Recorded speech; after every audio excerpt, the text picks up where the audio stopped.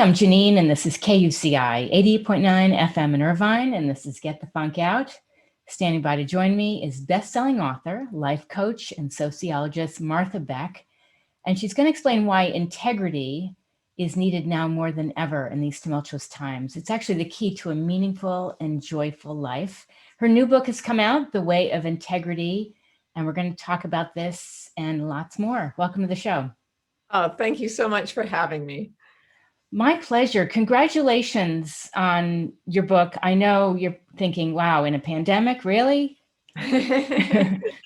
No, I take the congratulations sincerely. I know there's been so much pain and suffering for so many people, but there's also been a kind of reckoning. You know, we all had a chance to sit back and we're reminded very graphically to take a deep breath and start dealing with the stuff we had been too busy to notice before. You know, we all kind of took a collective pause, and in that pause is a huge opportunity to live more authentically, more joyfully, more truthfully.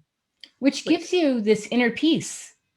Yeah, integrity, I don't see it as a sort of moral virtue. I see it almost as a mechanical issue, like an airplane, and structural integrity has all its parts working together so it can fly. But if the parts are not doing the same job, if they're not interfacing with each other, if it's out of structural integrity, the plane will crash.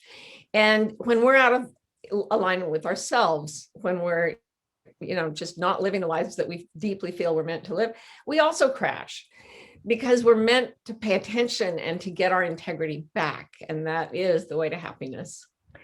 A lot of the things you talk about in the book really resonated with me because I remember being 27. Here I was getting my doctorate. My dad had said, oh, someday you'll get your doctorate. And I had lost my job. My relationship ended for the best. At 25, I started taking some classes, but I was like blown away. I was alone in Boston.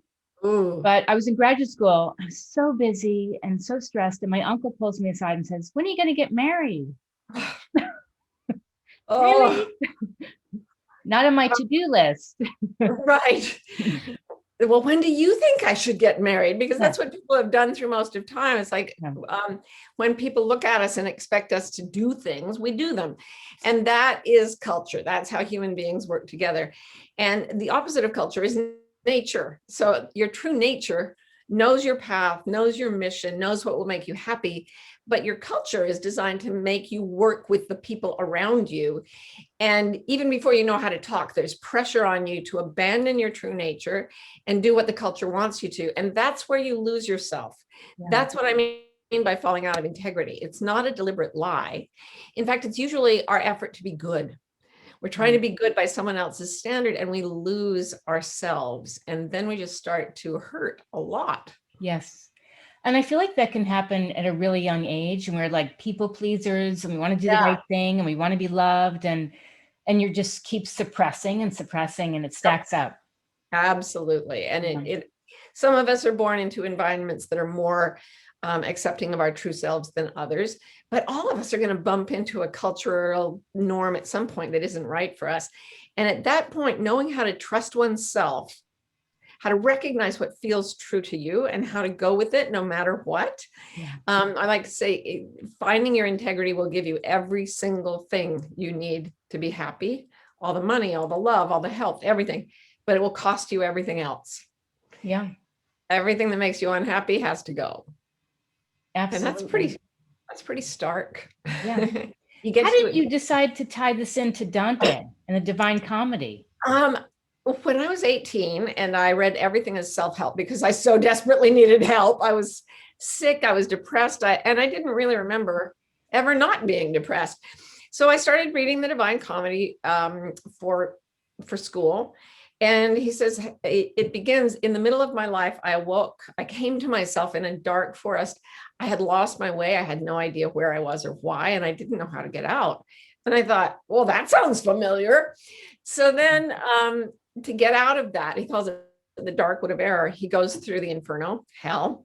Well, I had a year of therapy when I was 18, and it was going through the Inferno. You look at the pain inside yourself. You face your demons. Come out the other side. You find out what's true for you. Then what Dante has to do is he climbs a mountain called purgatory. And I see this as learning to act with one's every action the way that your true self says is right for you. So it's hardest at first. Dante has a terrible time climbing the bottom of the mountain, but once he gets to the top, it's easier and easier and easier. And at the point when he's in complete harmony with himself, he joins the beings of light that are rising up to paradise, and his life turns into a very blissful adventure. And I actually think this is literally true. Yeah. Yeah. Dante had what, 1320? Is that when this was? Or 1320, he published it, but he worked on it for like 10 years. And it's so interesting because the last book of the Divine Comedy, commentators say it really makes no sense. It like doesn't have a plot. It goes all weird. All these weird things start happening. But actually, if you look at stories of awakening or enlightenment from all around the globe at different points in history, people report experiencing similar things, that they feel filled with light, with joy, with bliss, that they feel like they can understand people without speaking. All these things that are now measurable in the human brain. Researchers have taken monks, for example, who meditated for 40 years, and their brains are literally different. They're more wired for happiness and truth. And every brain can do that if we start to just follow the discipline of integrity in little tiny ways. Yeah. I feel like I've had some of my greatest insights in the state of flow. So whether it's been, playing guitar or writing or whatever, just getting away from my surroundings and just focusing. And I came up with a mantra: sometimes the worst thing that happens to you turns out to be the best thing that ever happened. Right. Exactly. Yeah.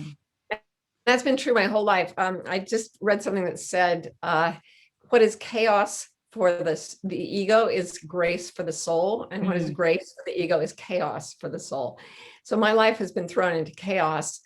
I have a son with Down syndrome. When he was born, people told me, I'd thrown my life away because I didn't terminate that pregnancy or institutionalize the baby. And I was throwing away my life. I was a Harvard PhD student. But the life I threw away wasn't making me happy. It never had. And my son brought me enormous joy, and turned out to be, I wrote a book about him that was the first bestseller I ever wrote. So he turned out to be really good for my life. Yeah. But at the time when I found out about his condition, I did not think so. Of course. You're scared. You had a doctor telling you to terminate the baby. 5 doctors. 5 doctors. At the Harvard University Health Services, they all they all agreed that they said it was like having a malignant tumor and not letting them take it out. So, and it's so interesting when I hear about your years at Harvard. Yeah. People would think, oh, and it's amazing. And I'm sure you felt it was amazing, but you still weren't happy every step of the way. Every degree, the more you stacked on things, you weren't happy. When we don't know what to do, we do what we know. And in Dante, he's running around the dark wood of error, and he sees people climbing this golden mountain, and he tries to climb as well, but he keeps falling down. And I see this as a metaphor for the types of achievement that the culture says will make us happy. Yeah. But when we get to the top of those mountains, we get $1 billion. Not that I have $1 billion, but I've coached people with $1 billion.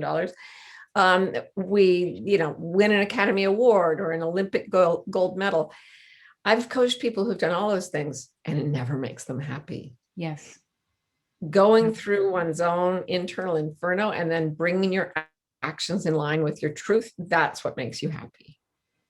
And I think we think we're okay, but we are held back by things that possibly have happened years ago that you just haven't dealt with.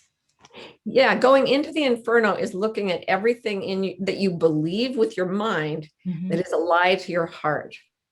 So say you were in some way mistreated as a child and you thought, this is my fault.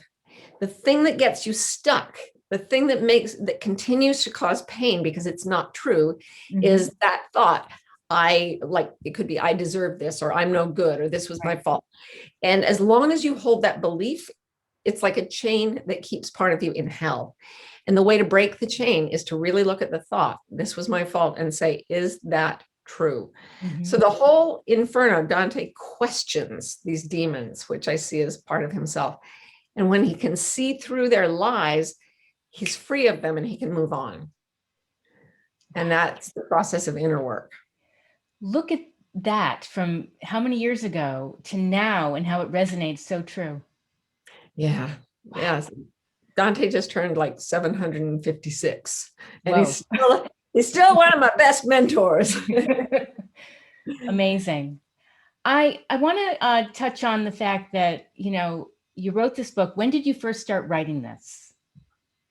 writing it maybe 5 years ago. And it was going to be just a little thing. I do these things called integrity cleanses, where the first one was I won't tell a single lie for a calendar year. That was quite an adventurous year. Mm. And then at the end, I took a break, but then I kept going back and saying, this time for a year, I won't lie. And I won't lie with my actions either. I won't. So I need to feel what I really feel. Yeah. Let myself know what I really know. Let myself say what I really mean, and let myself do what I really feel is right.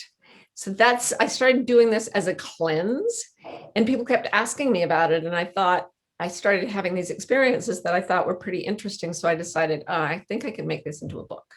Amazing. I feel like it speaks to so many people that want to be brave, but they don't know how to take that first step to be authentic. Yeah, Maya Angelou said that courage is the most important virtue, because without it, you can't consistently practice any of the other virtues. So you need courage to come back to your truth. And the opposite of that, Dante says, lying is the worst thing you can do. There are these, at the pit of hell are the liars. They're down lower than the warmongers. And the reason is that lying is the most important vice, because without lying, you can't sustain your other self-betrayals.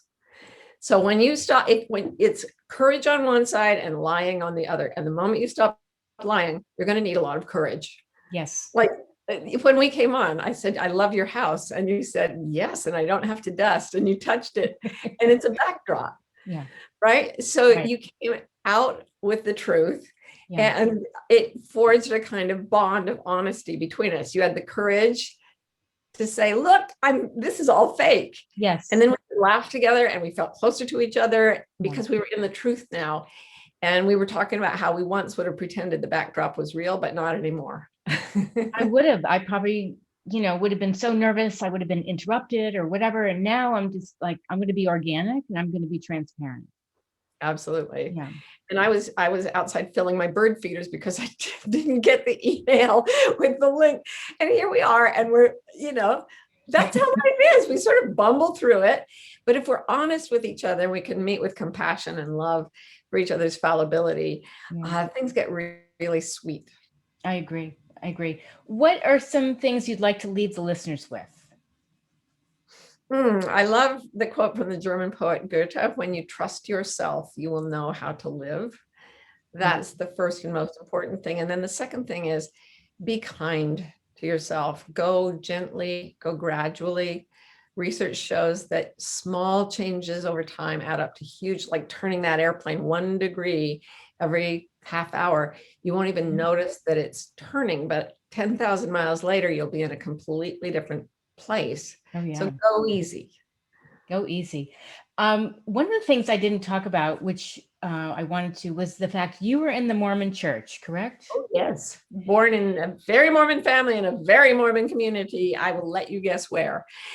And left the church when I was 29, my first year of not telling a single lie. Oops. So I lost my religion, my community of origin, my family of origin, so many friends, and it was still better than pretending to believe something I didn't. When did you get a sense that you had to do this, and how did you get the courage to do it? Well, I was on my first integrity cleanse, telling the truth.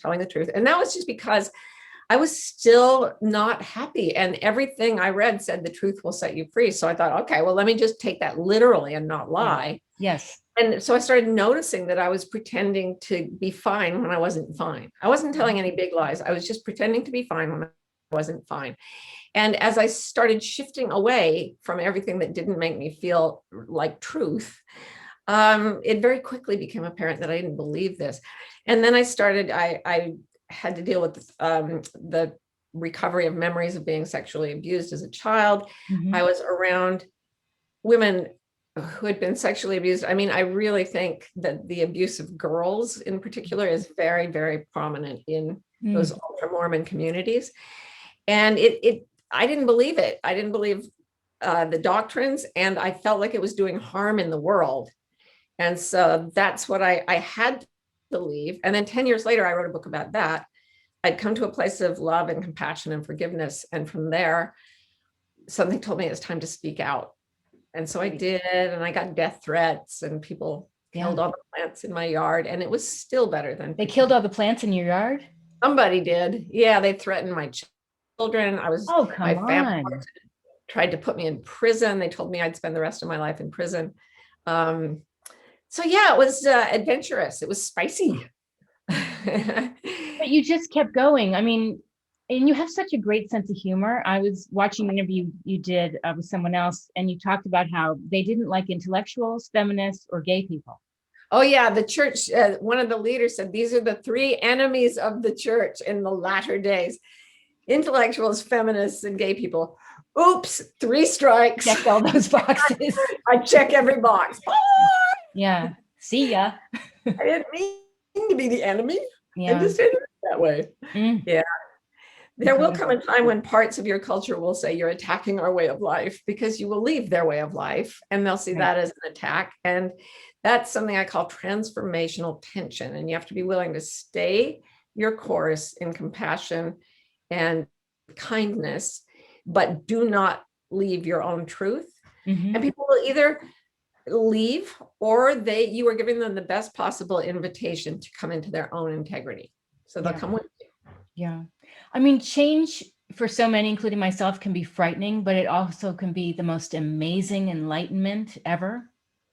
Well, and it's always happening. I mean, we don't want to change, but the fact is we're in constant change. We just don't notice it because we keep replicating what we know, even if it's unhappy, because we think that the familiar is safe. And people, for example, in abusive relationships, they feel safer in the most dangerous place they could go. That's one of the paradoxes of human psychology. We have to be able to leave what feels like the safety of everyone agreeing with us and not rocking the boat, to go into the actual safety of truth. And the truth, even if it causes some exciting events, will always make you feel within you this peace that in the Bible is called the peace that passes all understanding, because it's not related to circumstance. It comes from the core, and it will never leave you. Wow. I'm going to share something with you. When I was 16, my mother asked me to leave, and I hadn't really done anything. She kicked me out right before I turned 16. It was crazy. We had a very tumultuous relationship. We were not close. And I thought I would cry, but I was so excited for what was next. And my dad had wanted me to come live with him, and I hadn't lived with him my whole life. So he said, wait a few days. And I did. And he was busy in New York with his business. Long story short, I moved in. It was the best thing, turned my life around for the best. That's amazing. Yeah. What an awful betrayal. But the fact that you were excited means that to be in a relationship with your mother, she demanded that you leave your truth, which couldn't feel right. So you were either abandoning yourself to please your mother, or trying to find yourself and getting your mother's pushback. So, and that's what integrity does. It takes us away from the people who are pushing us to do things that aren't good for us. And it may look like a tragedy from the outside, but as you say, it could be the very best thing that ever happened to you. Absolutely. Where can people find out more about you? Website, marthabeck.com, plain and simple. Okay. And great TED Talk. Oh, thank you. Thank you so much. Loved it. Thank you. The microphone broke and I had to break it. It was quite a thing. So I'm grateful you liked it. Oh, you went with the flow. It's great. And your book is out now. Yeah, The Way of Integrity. You can get it at Amazon or wherever, go to support your independent bookstores too. Go and wear a couple of masks and have a book fair. You bet. This was great. I want to thank you so much.